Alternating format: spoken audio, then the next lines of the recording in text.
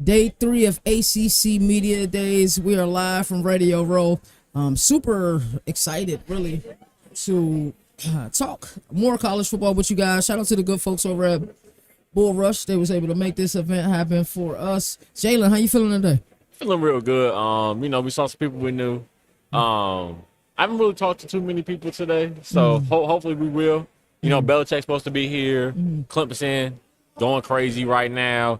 The media is crazy. Like, they got security all up there. Like, I feel like there's more security than what they had the past 2 days for real. Because usually they just had somebody standing by the escalator, for real. But I heard they got some officers up there and everything like that. Trying to stand by some doors. I think we're just at it where, of course, we're in the Queen City, the great city of Charlotte, but there's a lot of Carolina teams here. Duke is here today. Huge program. We look at it as a blue blood basketball program, but it has a budding football program. UNC is in the building. It's Coach Belichick is in the building. Also, Clemson is in the building. We seen the frenzy back here with Peter Woods and Kay Klubnik was right there. And this is probably what it feels like to be at SEC Media Days. The marquee teams are here. A lot of people have high expectations for BC. BC is in the building today. We've seen Bill O'Brien make his rounds. So let's get into it, man. I'm going to name a team. We're going to say how we feel about the team currently and what our outlook for the season for them looks like. Let's start with Bill Belichick and the UNC Tar Heels. Let's talk about them. What's the current mood in Chapel Hill, and how you feeling about the program? I feel like it's good. Honestly, I'm not crazy high on him. Like, I'm not somebody that think, Belichick is going to go out there, get 9-10 wins. I see it more as a 7-win, maybe 8-win season. But I'm not crazy high on UC. Never have been. Like, I kind of like the hire. I kind of don't like it because I feel like it could backfire on Belichick. If honestly I was him, I would have just stayed retired probably. I don't know. I just don't see the benefit of coming back and coaching college for him, for real. But maybe he'll enjoy it. Maybe he'll do good.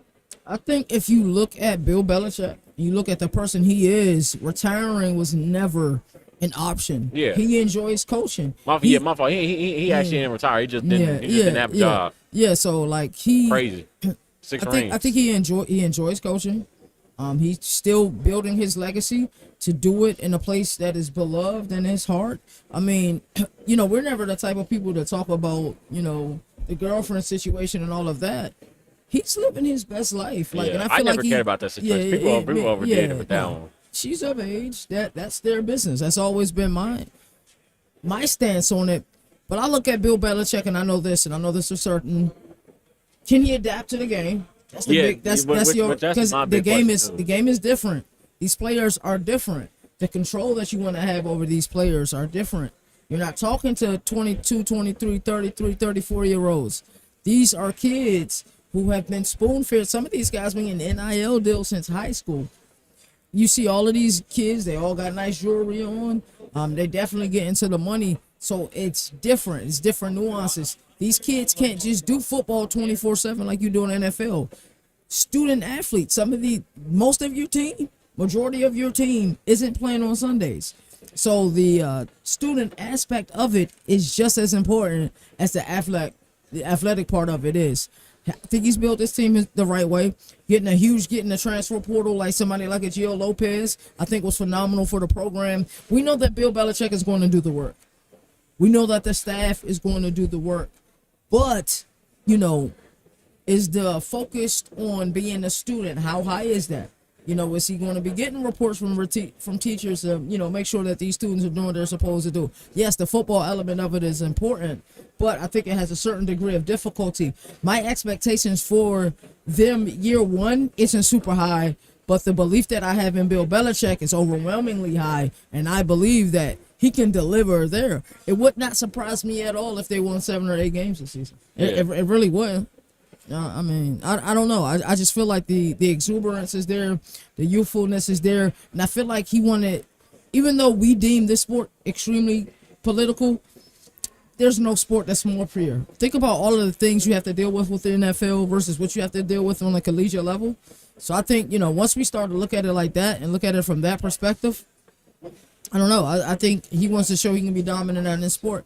And Tricky Bill got something up his sleeve. I truly believe that he thinks that in year one he can make the college football playoff. I truly believe he believes that.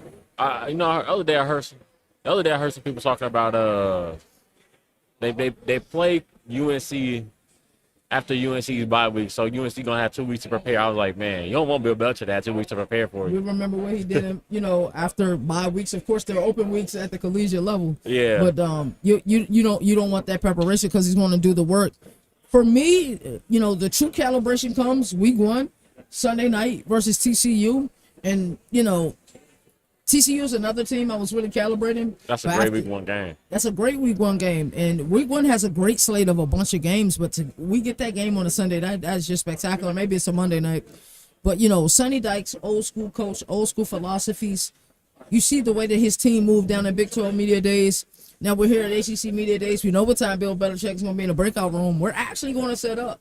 And we're not going to go live from there, but we will have the camera set up and we will go live because it's going to be that big of a moment. It's going to be a monumental moment.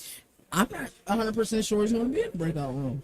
Yeah, I'm not either. Because he met with, they said he met with, people in the media, like beat writers locally in Chapel Hill on the 4th floor. That's what the rumors are swirling around here. But what do you think the chances are he's actually in the breakout room and we have open access to him? I say if it's on a scale of 1 to 10, I say it's a 5. Like I can see a world where he's not. I can see a world where he is. I just don't. Well, I'm just not 100% sure that he will be. And that was actually some of my thought process yesterday that maybe he wasn't going to be in the breakout room yesterday. Or that yesterday he wasn't going to be in the breakout room today.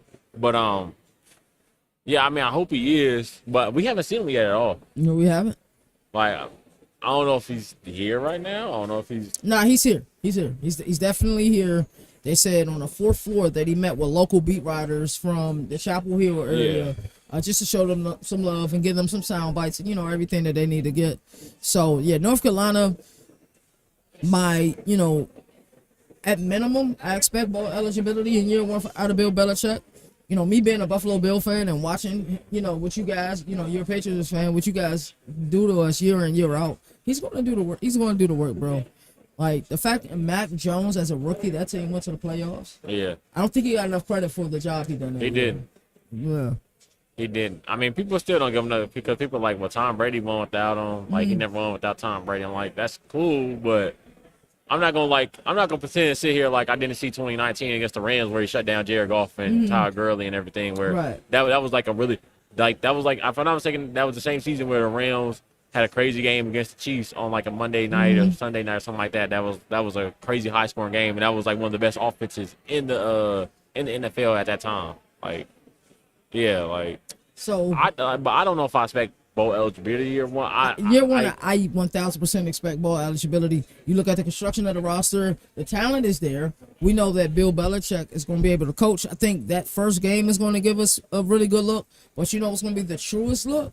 Because, I've been high on Tim Albin in Charlotte and, American Media Days that start today. We will be giving you guys live coverage. I believe we're meeting with everyone from Temple at 4 p.m. today. So around 1 o'clock, you'll see us jet over there, go pick up our credentials, and then kind of figure everything out because the convention center is right next door. And then we'll kind of be like Tom's running a fly job. So let's travel down Tobacco Road. Talk about another team that's here today. Like I said, the media frenzy. You said it already. The media frenzy is crazy. The attention to detail is crazy. Security has been up. Let's talk about the team in Durham, North Carolina, Duke. You and I think, are huge believers in Manny Diaz. We love the work that Manny Diaz has done there. They're slept on. They're scary. They're really scary. Talk to me about Duke. I mean, I hate the fact that I'm an Illinois fan and we got to play them week 2. Like, I hate that game so much for you guys because I got you guys in the playoff this upcoming year. Because it's like, I'm like, okay, we're starting off the season ranked. But I'm like, dang, we played Duke week 2, and Duke was good last year as well. I don't know, how did they have 8 wins last year? I think it was 8 wins last year. I think they went 8-4. I think they might have lost their bowl game. I'll double check that. Yeah, but I was like, I don't like that game because everybody's expecting us to win. And I'm like, Duke is not a team you just can sleep on. Like, I get it. Duke is a basketball school. They never really been a football school. They had a couple good years in football, I think back in like 2015, 2016, but oh damn, they went 9-4 last year. Manny Diaz, man. Like, Like, and Manny Diaz, Can I ask you something before you continue? Yeah. What you were about to say. We saw Kirk Cincinnati at Big Ten Media Days yesterday. Says that he's doing an SEC non-con schedule. yeah. As an Illinois fan, how do you feel about that? Like, scheduling a team like Duke is dangerous, bro. And while I do believe you guys got a favorable schedule, you guys do play 7 home games. I this wish year. that was our schedule. Yeah, yeah. Like, I mean, but 3 easy wins. Yeah. Like, build these wins. So, continue your thoughts on Manny Diaz. Yeah, Manny Diaz. I mean, he had the defense playing last year. The offense was good for the most part. I feel like it had little up and downs at times last year, but yeah, they are a slept-on team this year. Like, I don't get why they're not getting enough respect. Honestly, I can see them. I don't want to say 9-4 again, but I think they'll be in that realm of between 7 and 9 wins. Yeah, they went 9-3 and they actually lost a bowl game. That's crazy. Year 1 by Manny Diaz. That is incredible. So let's talk a little bit about the roster construction. We know Darian Mincer is at quarterback. Jock Moore is at running back. They did have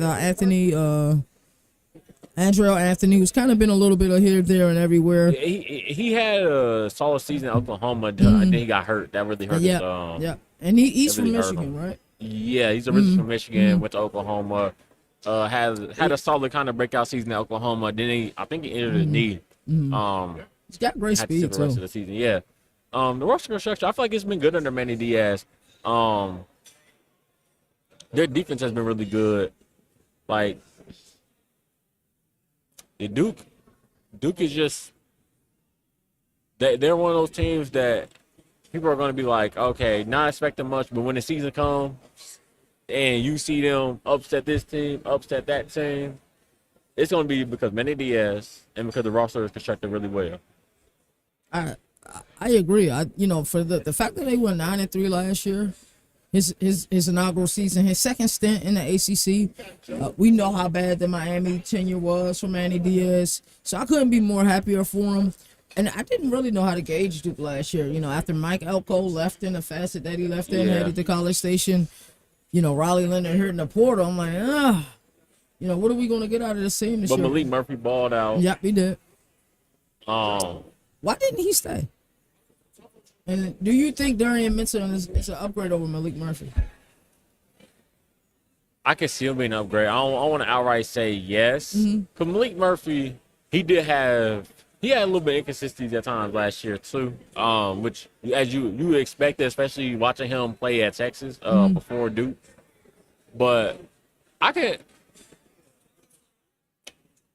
I'm more leaning towards I'm confident that he'll be a better quarterback than Malik Murphy, but I just can't outright say it.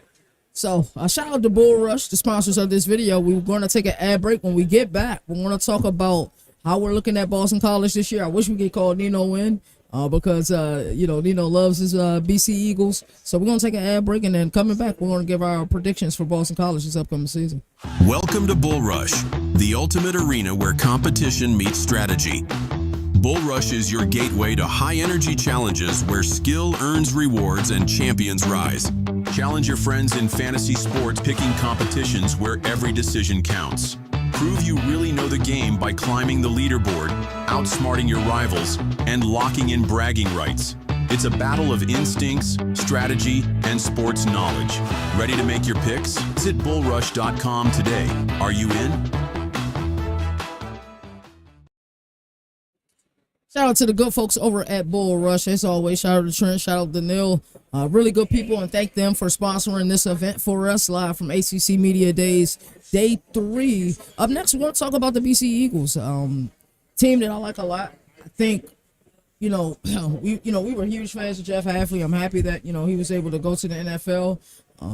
Especially after, we looked at that 2023 season and he was on the hot seat. Yeah. And, for them to finish out the season the way that they did, and, he could have definitely coached his way into an extension. Enter Bill O'Brien.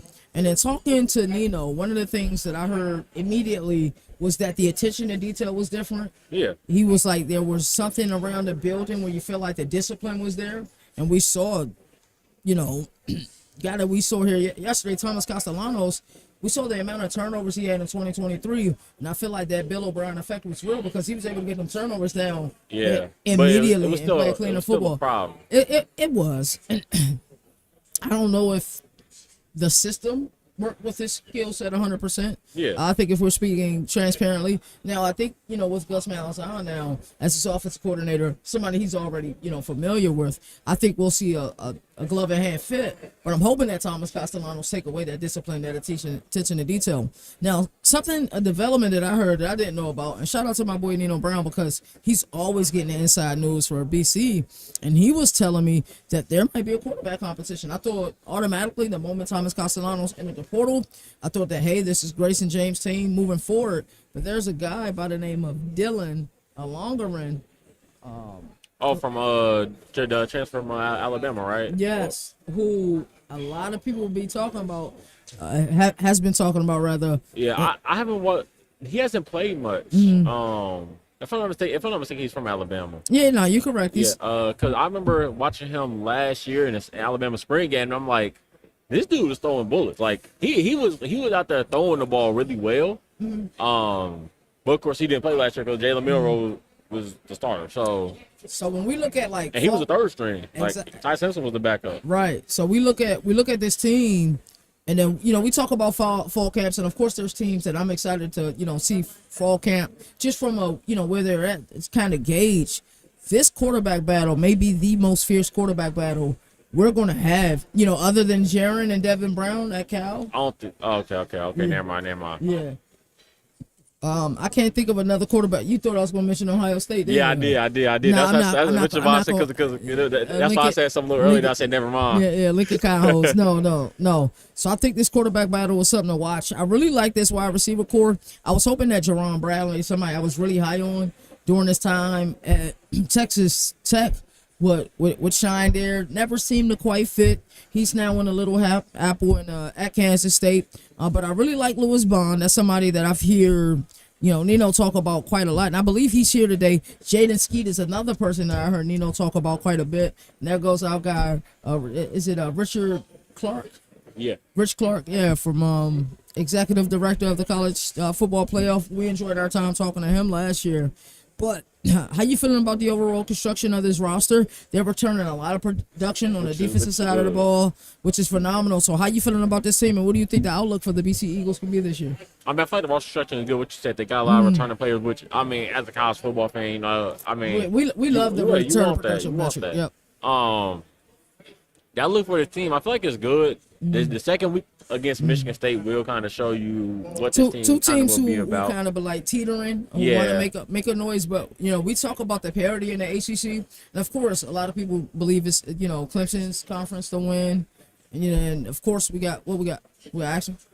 I'm trying to Okay. And of course, that red popcorn is like that, and of course.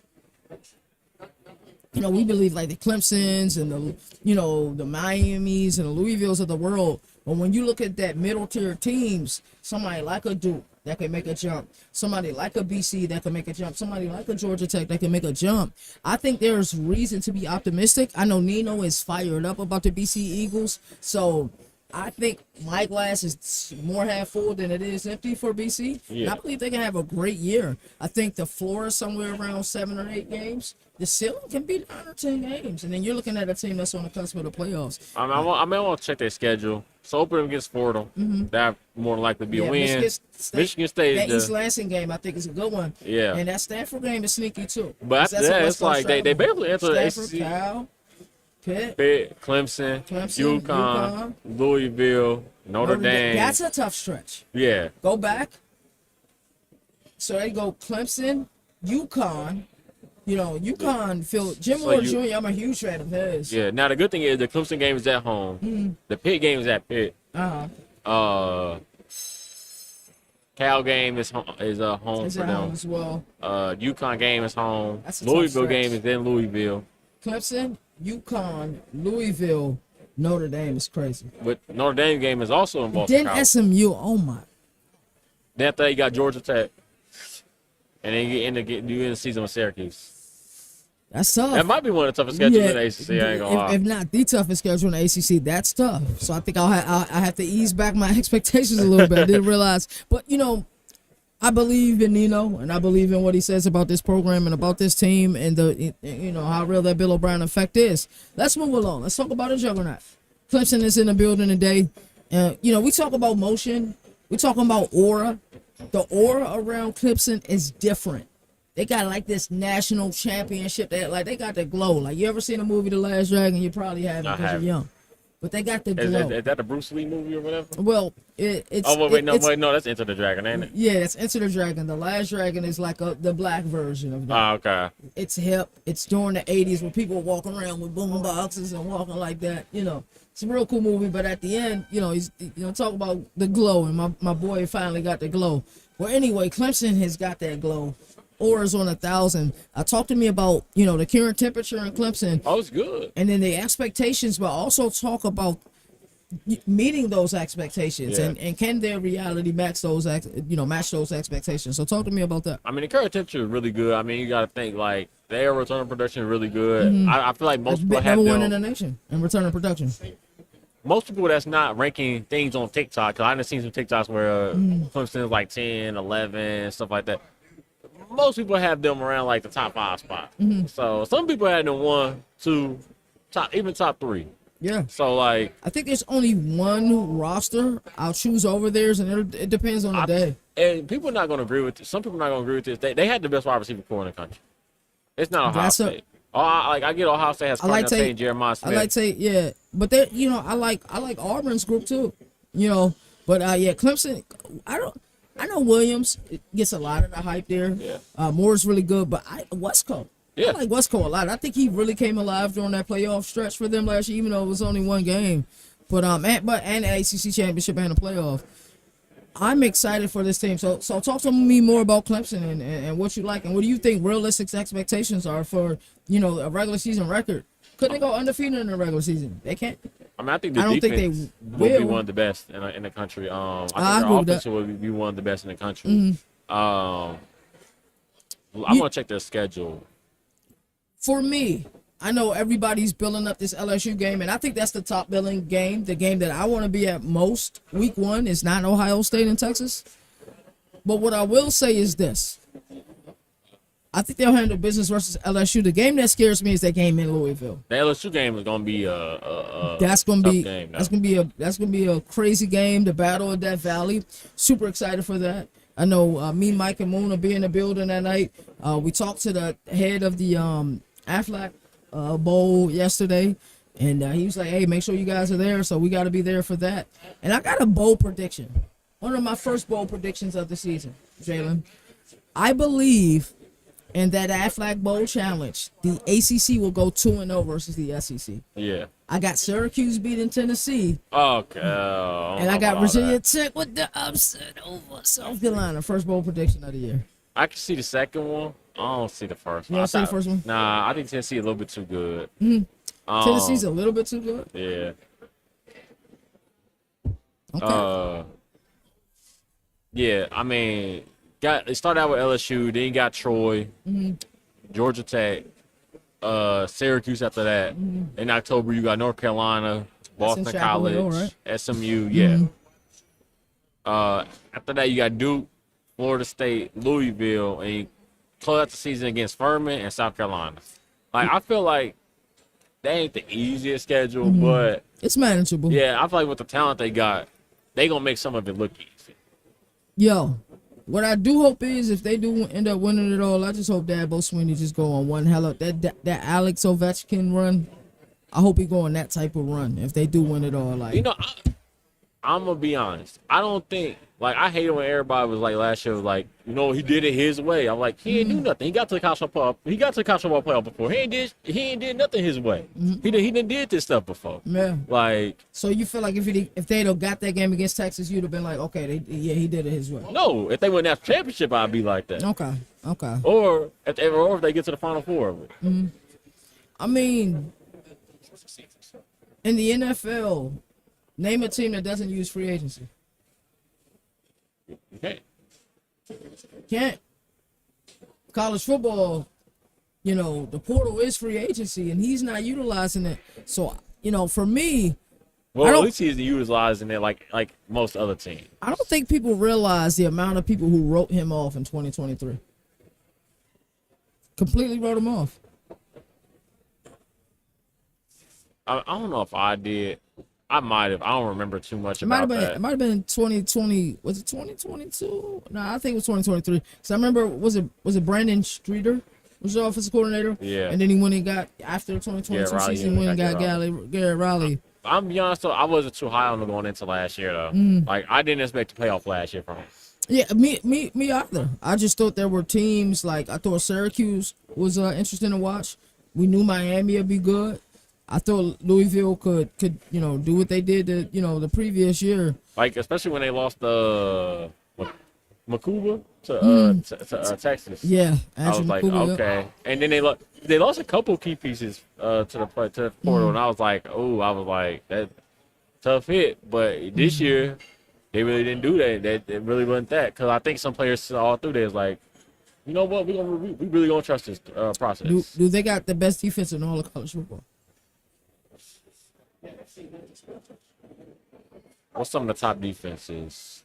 I feel like LSU's gonna have a good defense. LSU's gonna have a really good defense, but Alabama. I'm high on them. I know this secondary is supposed to be really good. Who else do we have? If You can always trust Georgia, although I think Georgia defense kind of been overrated for the past 2 seasons. If we exclude coordinators, I think Clemson has the best defense in all of college football. Your defensive line, you got T.J. Parker, Peter Woods, and then at linebacker, you got Wade Wooders, Sammy Brown on the back end. You got Avian Terrell, and then you also got Khalil Barnes at your nickelback. This team is loaded defensively, brother. Loaded. I think Penn State will have the best defense in college football because of the Jim Knowles effect. I think the Jim Knowles effect is going to be real. Ohio State will have a good defense. I don't know. What about Matt Patricia? Can he adjust to the game? Because the game is different. The game is so different. Like, I don't think people realize those hash marks being wider, and you on all the way on one side of the field, and you have to cover all the way on this side of the field. That's an adjustment that has to be made. What were you about to say? Oh, I saw Matt Patricia a couple months ago on the podcast. I was like, bro, that he lost a lot of weight. He lost a lot of weight. I think he didn't have the beard. Yeah. I was like, who is this? Yeah, I'm like, who is that talking? And then I was like, wait, that's Matt Patricia. I was like, and I didn't recognize him without the pencil in his ear. In his ear, right? It's crazy how you look at people, and sometimes you can see them, outside of what you normally used to them looking like. But let's move on. We both know we're high on Clemson. If they don't win, have 11-win regular season, if they're not one of the top 4 seeds in the college football playoff, something's went terribly wrong. If Cade Klubnik is not in the running for the Heisman, something's went terribly wrong as well. Let's talk about NC State, because I feel like NC State, in many people's opinion, had such a down year last year. We were disappointed in 2023. Dave Dorian still got them to a bowl game. Is that the standard of what he's been able to set at NC State? Absolutely not. But how do you gauge this program this upcoming year? How are the fans feeling in Raleigh? Are they optimistic or a little bit? Well, the fans kind of focus on basketball right now. Will Wade, as we overheard past couple days. I mean, I heard somebody the first day was like, they really not caring too much about football or any other sport outside of basketball because of Will Wade being hired. Then last night we talked to somebody. He came outside. Kempton. What's his name? Yeah, from Locked On. Yeah. And he came outside and everything. He was talking, and he basically reiterated that. He was like, like NC State, the basketball hype been crazy. Nobody's really talking about any other sport for real. But this program, I mean, it's good, but it's also just NC State football. So it's not really the cream of the crop. They don't really expect a crazy amount of wins every year. I did think last year was a disappointment. Like, I remember they opened up the season against Tennessee. No, it was against another team. They opened up the team against an FCS school, and they struggled. It was a North Carolina school. Yeah, like North Carolina Central or something. Because they were purple. Yeah, they were. And I was like, what is this? Yeah, I was like, okay, this ain't pretty. They won, but it ain't pretty. And then Tennessee came and smacked them. Yeah, and after that, it was kind of like a rocky season, but really a domino effect. Cause you're right. Cause we were looking at this game. I'm like, whoa. I know the odds makers are happy with this one. Cause yeah, I mean, I just don't like. I mean, if I'm an NC State fan, of course, I'm not the happiest, but I don't know what you really expect. Mm-hmm. And I mean, that's the case for like a lot of college football programs. You know, I'm an Illinois fan. You know, we expect 9 wins this year, but I'm also an Illinois fan. Like, I'm cool with 7 wins. I don't expect a national championship really ever to come in my lifetime. If it does, crazy. Mm-hmm. But like, if a coach don't get 10 wins, I'm not finna be like, oh man, you know, oh man, I'm disappointed and everything. Now I would love to get a 10 win. Now I would love to get a 10 win season. Most fans love to get a 10 win season, but yeah, I'm not. Like, I don't think the fans are expecting a crazy amount of wins this season. Yeah, I'm not super high on NC State this year. So, I mean, I see Duke having a better season. Mm-hmm. I can see UNC having a better season. For sure. Now, I don't know about Wake Forest, which will leave NC State as the 4th best team in North Carolina when it comes to Power 5 or Power 4. Mm-hmm. But it's definitely that's gonna be an interesting race. The best team in North Carolina, but I don't think NC State is that. And honestly, I see them having a 6-7 win season. And that honestly wouldn't be bad when you look at their roster. How you like the kid CJ Bailey? I wasn't too impressed by him ever. He had a decent season last year, if I'm not mistaken. Yeah, but I just don't. He's gonna be a guy where I don't think he wins you game. I mean, that makes sense, I think people shouldn't take offense to that either. Yeah, and I honestly feel like he will. No 17 touchdowns, 10 interceptions. Definitely need more touchdowns. Yeah, I just don't think like he's a great quarterback, really. He's solid, but I don't expect a crazy amount from him. Like, I remember seeing that he's a quarterback. I'm like, he's cool. Mm-hmm. He's cool, but he ain't somewhere I'm like, okay, you know, this team can go from 4 wins to 7. Right. Like, they might win 1 more game than expected because of him, but I don't see them winning like 3 more games because of him. I like that. I think that is a fair assessment. We're going to take another ad break, and then when we get back, we got so much more live from day 3 of ACC Media Days. We'll be right back. Welcome to Bull Rush, the ultimate arena where competition meets strategy. Bull Rush is your gateway to high-energy challenges where skill earns rewards and champions rise. Challenge your friends in fantasy sports, picking competitions where every decision counts. Prove you really know the game by climbing the leaderboard, outsmarting your rivals, and locking in bragging rights. It's a battle of instincts, strategy, and sports knowledge. Ready to make your picks? Visit bullrush.com today. Are you in? Welcome back. Day 3 live from ACC Media Days. We actually got to make a walk across the street very soon to go get our American credentials. So you guys will see us with 2 credentials on today. Jayla, I got a couple questions, man. What's been your favorite day of ACC Media Day so far? That's the first question. And the second question is, you know, we've been enjoying the city of Charlotte. Yeah. What's been one of your favorite moments, maybe behind the scenes or off camera, that you're comfortable with sharing with the people? Oh, honestly, just being around Weeds. That man is funny. Oh, man. That man hilarious. hilarious. Him and all of both. I'm telling you, bro. Oh. Pure comedy, bro. Best day, my favorite day at least. Probably day 1. Day 1. We had a lot of interviews day 1. Yeah, like day 2, it was cool. I mean, I had a situation with my contact day 1 and everything, and I ain't really get too much sleep because of that. But I feel like it was so fun. We still did our thing with the interviews. My 2 favorite interviews from this event has been the Devin Brown interview that you did and the Justin Wilcox interview that Moon did. I think my favorite interview was Claiborne, honestly. Was it? Yeah.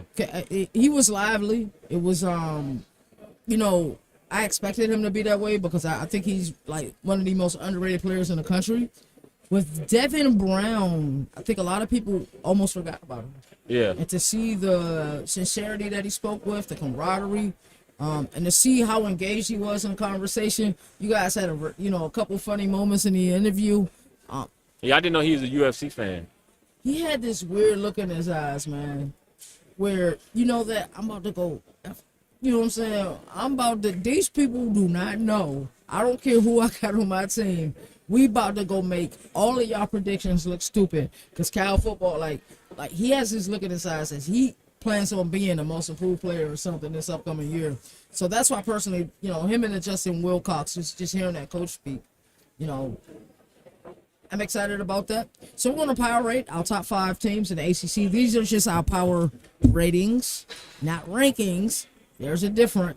We're just rating the teams based on what we think, based on the merits that matter to us. So I want you to go from 5 to 1, the top 5 teams in the ACC. Okay. Yes, sir. 5 is going to be Pitt. 5 is going to be Pitt. 4, Louisville. I'm right. Jeff Brown may show this number of success. So I can't go against him. I just can't. But they have a good roster this year.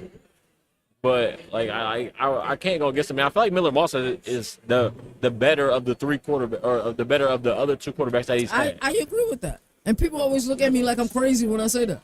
Yeah, at least ability wise. If we're talking about the ceiling of where Jeff Brown can get him, Tyler Shuck was cool. Who was it? Jack Plummer. Cause I almost said Jake, the old Arizona State quarterback. Right.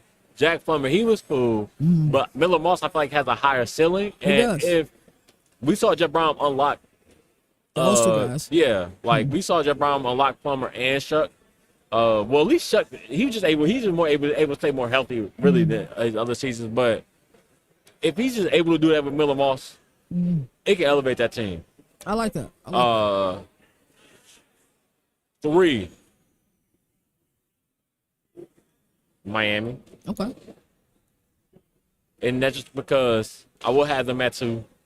I'm just not a huge crystal ball believer. I know he gonna drop some games. He gonna lose a game or 2 he not supposed. It's just his way. It's cool. No, it's not. He just gonna lose a couple of games. It is what it is. I'm gonna have Georgia Tech at 2. I like that. I like that a lot. Then I'm gonna have Clemson, of course, at 1. So go ahead and recap your top 5 again. So 5 Pitt, 4 Louisville, 3 Miami, 2 Georgia Tech, and then 1 Clemson. I like that. I think Pitt is just one of those teams that can be really good this year. And number 5 for me, it's Manny Diaz, brother. I'm super high on them. And number 4, I have Miami. The Mario Cristobal effect. I know he's been able to recruit. I got a hell of a get in the portal. And Carson Beck looked focused while he was here. I thought that was important. I feel like I'm a little lower on Miami than most. I feel like lots of times they won the game because Cam Ward, was that dude. I feel like Carson Beck is not that dude, at least to the Cam Ward's caliber. So you can't do that this year. I agree. And I mean, different teams, so there's no guarantee that they will do. Maybe they finish off games a lot better. They start out games a lot better. So maybe you won't have to do that this year. Maybe Carson Beck won't have to put on a cape this year, or anything. Sorry to cut you off. No, you good. You good. I think he's in a more explosive offense than he was ever at Georgia. Oh yeah. Georgia's offense has always been rooted in, or philosophy, it's always been rooted in. We're gonna play outstanding defense. Y'all gonna protect this ball. We're gonna take our shots down on the field. But first downs, we're going to collect a lot of them, and we're going to be able to run the ball physically. Number 3, I have Georgia Tech. I'm right there with you on Georgia Tech. I think Georgia Tech is a phenomenal team. I wanted to have Pitt in this top 5. I wanted to find a way to put Florida State in my top 5 because I'm higher on them before I got here than I was when I got here. See, I just couldn't do it. I'm like, 2-win season? How much can you improve from a 2-win season? I don't know if you can be better than Pitt. I don't know if you can be better than Louisville. I agree. And then UNC is a wild card as well. And number 2 is Louisville. Louisville is so damn good, bro. They're so damn good. Jeff Brom, their system. I just found out so much information about the program from a guy here at Louisville Courier Journal. Something I can't say on camera, but I'm gonna tell you the way Louisville operates. They operate like the mob, and I definitely got Louisville at 2, and then Clemson at 1. Name a team that you didn't have in your top 5. You wish you had in your top 5. Maybe Duke. I feel like that's about it. Like, I feel like we could be sleeping a little bit on Syracuse, but their schedule is gonna be tough this year. Are we sleeping on SMU, or we think it's gonna be a sophomore slump? I feel like it's gonna be a sophomore slump. I feel agree. like it's gonna be tough being a. But man, I mentioned like the other day, like they were the Hunter, now they're Hunted. Hunt is different being in that role, and I believe we just had so much parity, and they had some games last year that just happened to go their way. What we have to see is yet to be seen. Yeah, I'm not. Yeah, I don't want to disrespect SMU. And maybe we're doing that again this year because that's what we've been wanting to expect them to be. That's the team. That's the team for me that I wish I had in my top 5. But Duke, I mean, Manny Diaz did it year 1. He'll do it in year 2. I'm high on Georgia Tech. Miami should be really good this year. Louisville and Clemson are the class of the ACC. Fun episode. Another episode in the books, brother. Yeah. Glad we got to do this in person. This is our first live episode of College Football Showdown. Shout out to everybody who's been paying attention to what we've been doing. We've been going live at Big 12 Media Days. I believe we were one of the few entities that were going live video form. And then it's the same thing here, man, live video form. So shout out to everybody who respect what we do. Shout out to Bull Rush for sponsoring this event. We're going to take an ad break, and we got to run across the street to go pick up more credentials because guess what? We got a lot more content coming for you today and tomorrow at American Media Days. G5 Governor in full effect. We're going to make it happen, man. And so I always like to say there are no more victories in the sport that survive in advance. That's why college football has the greatest regular season. And until next time, you all take care. Truly appreciate you. Welcome to Bull Rush, the ultimate arena where competition meets strategy. Bull Rush is your gateway to high-energy challenges where skill earns rewards and champions rise. Challenge your friends in fantasy sports picking competitions where every decision counts. Prove you really know the game by climbing the leaderboard, outsmarting your rivals, and locking in bragging rights. It's a battle of instincts, strategy, and sports knowledge. Ready to make your picks? Visit bullrush.com today. Are you in?